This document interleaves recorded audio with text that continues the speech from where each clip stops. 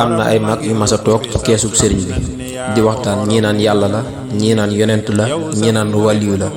sëriñ bi nag kàccet bunt bi ne leen nu ngeen may woowee, nu ngeen may woowee, nu ngeen may woowee, xanaa di ngeen ma wax yàlla. ñu ne ko waaw Mbàkke. mu ni mat naa wax matuta wax ndax qul huwallahu ahad.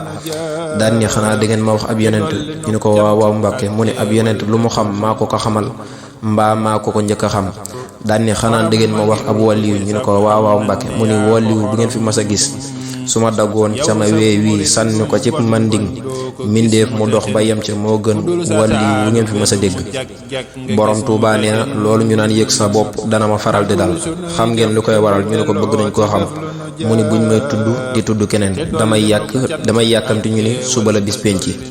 borom Tuubaa nee na ku may tëkkaleeg waayam xamuma baa xamul waayam. am na saalum bu mas a dikk ci moom. borom Tuubaa ne ko ana waa saalum baa nekk